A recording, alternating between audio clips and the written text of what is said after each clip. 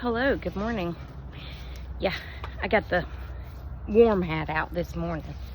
The really warm hat because it's in the 20s. It's a beautiful morning though. Happy Tuesday. Gosh, I've been off for so long. 4 days that I don't even know what day it is. What day is it? It's not hump day, Mike. It is not. Please stand by. Someone's outside. So yesterday I got a news flash from WSB TV. It said that this woman wore her weapon, I guess, I don't know, into an MRI machine. Magnetic, whatever that R word is, resonances, imaging, magnetic, okay? So they ask you when you have an MRI, do you have any metal on? They even asked me if I had metal sewn into my panties. What? How? I mean, first of all, how would I know? Because I don't know. I don't think so. I mean, maybe they're talking about those little, you know, like the little sexy panties.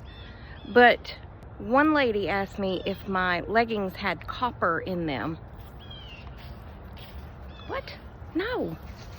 She said, well, they make clothes now that have copper in them because copper is known to help with, you know, arthritis, inflammation, whatever. No. Now, at what point did this woman forget that she had a weapon on her when they asked her those questions? I'm assuming they asked her those questions because they ask me every time I go, and I go specifically dressed with no metal for that reason. Why do you feel the need to wear that on you into the MRI? You gotta lay there for like 30 or 45 minutes, and it was on her backside. She would have had to lay on it, right? Well, anyway, the magnetic part of that imaging, started tugging on that weapon, and it shots fired around into her buttocks. She was shot in the buttocks by her own weapon during an MRI. Now, thank God, no one else was hurt. But really, how do you forget? Anytime I have my weapon on, I'm very aware that I have my weapon on, okay? How do you forget that it's on you like that? I had to have oral surgery years ago. I mean, I was like 16. So I went to have the oral surgery, and the laughing gas was not working. I mean, it was making me laugh, but it wasn't really putting me to sleep. I've always had issues with things like that. Please stand by. Oh, these gloves. Hold on. Okay, anyway. So I've always had trouble with things like that. I've had more oral surgeries than you can imagine, because when they put in all to numb you, well, honey, she went up under that chime, and it got on her back, and it clanged, and it scared her. Anyway. So, long story short, they tried to do it in the office. I had to have some teeth pulled. And again, I was 16. So don't judge me too harshly on what I did, because I know now the error of my ways. But they had to pull 6 teeth. And then where those teeth were, they had to scrape the gums and put braces on those teeth with the rubber bands from top to bottom to pull those teeth out, because they would not come on their own. After it didn't work in the office, they decided I would have to go to the hospital and be put to sleep to have this surgery done. So I go to the hospital, and the nurse or whoever comes in to prepare me, you know, my mom's in there with me.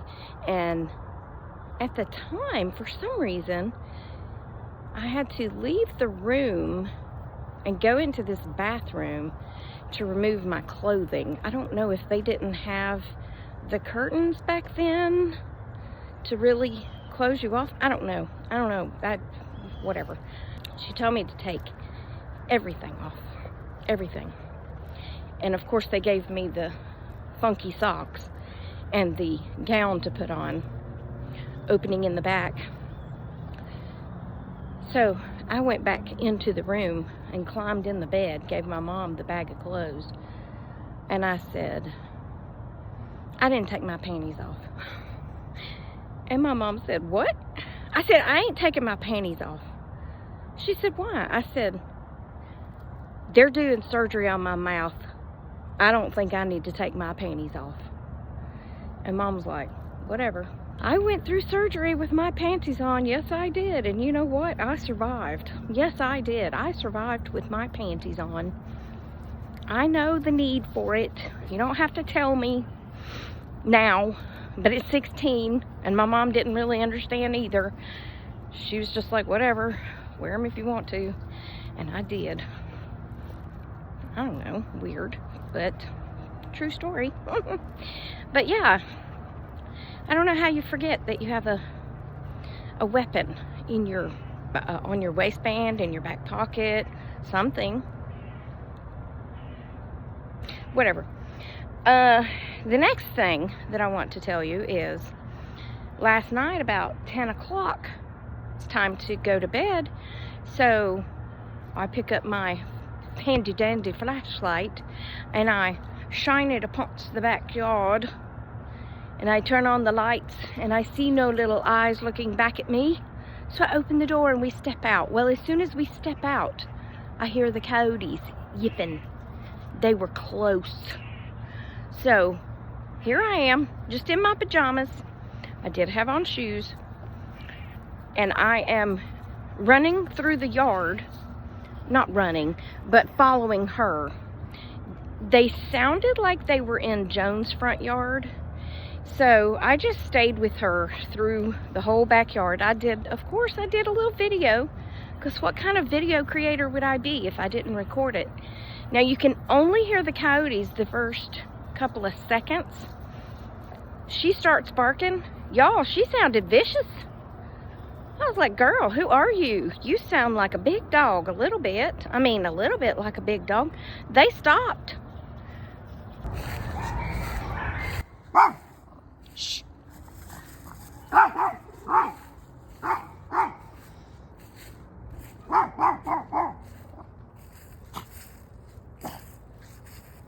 Hush. Go potty. Hush. Go potty. Hush.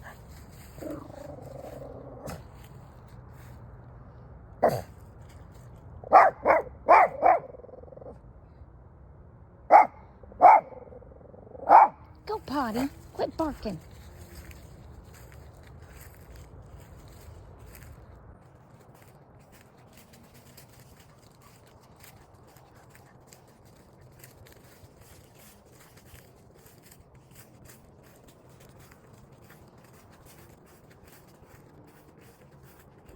Boy, they were close. Come on, let's go in. Come on. It was kind of scarier when they stopped because I couldn't tell where they were. But we made it back in the house. Yeah. But they sounded like they were in Joan's front yard. And they sounded like the puppies. So that was exciting. And then my boss and Lisa and I started texting back and forth and laughing about an Instagram post. And Lisa said, well, I was sleepy And I said, well, I was sleepy till I went running through my backyard in my pajamas chasing Penny. I ain't sleepy now because it was cold. All right, well, let me go get unhook her and crank my car and do all that. And yeah, I'll be back. Okay, hi, now it's lunchtime and we're at Chick-fil-A. I know. But we haven't had it in like 2 weeks. I mean, I haven't had it in like 2 weeks. And we together haven't had it in a while. We've been trying to go to different places. But I told Lisa, since we're gonna eat something good on Thursday for mine and Leanne's birthday luncheon, then can we just do Chick-fil-A today? Because I feel the need for a lemonade. I feel the need for lemonade. Yeah, I'm waiting on my drinks. Please don't rush me, okay? I can't go anywhere without my drinks. They told me to roll up. And now the two people behind me are done. And I think she said, did she have a big order? And I'm like, no, I don't have a big order. I don't have a complicated order. I'm just waiting on my drinks. Have y'all ever seen that comedy skit? I think her name's Angela Johnson. And she's real cute Latino. I don't know exactly where she's from. But she does this Burger King skit. And she's like talking to her boo on the phone, or maybe he comes in to order something. Anyway, she's going back and forth with him, and then somebody comes in and wants to place the order, but they want it without onions or something, and she talks into the microphone and she's like, we got a complicated order. Anyway, that's where that comes from. It's a pretty funny skit.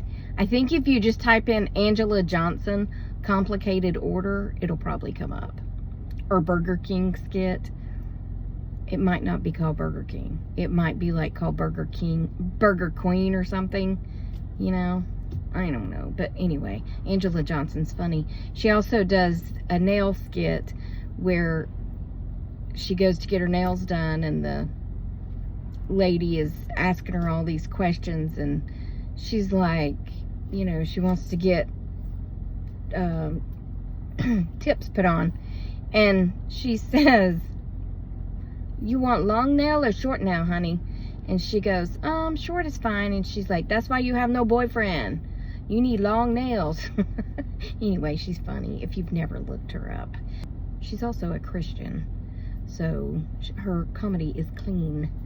I personally think that a comedian who doesn't cuss, who doesn't have to cuss, can be funnier than a comedian who feels like he has to cuss all the time. That's just my opinion. I mean, I'm not against cussing.